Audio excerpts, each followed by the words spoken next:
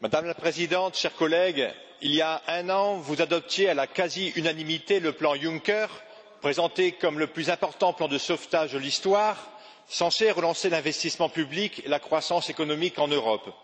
Admettez quand même qu'un an après, votre plan de sauvetage s'est transformé en plan d'enfumage. En un mot, c'est l'échec total. Échec car le Fonds européen pour les investissements stratégiques, doté d'un budget de 21 milliards d'euros, n'est pas parvenu à drainer suffisamment de capitaux privés, la rentabilité des investissements publics étant par définition plus faible.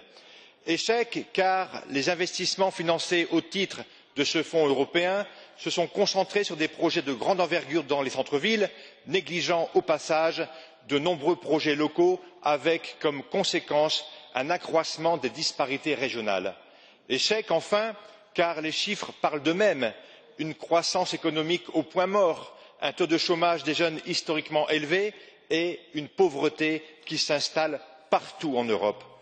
En réalité, le plan Juncker vise à créer une dépendance aux fonds européens tout en imposant une diète budgétaire aux États membres, et cela dans l'unique but de fédérer nos peuples autour de votre projet funeste, destructeur des identités nationales.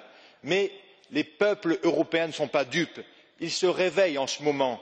J'en veux pour preuve les résultats du FPÖ en Autriche, mais encore les sondages du Royaume-Uni où le camp du Brexit est annoncé vainqueur.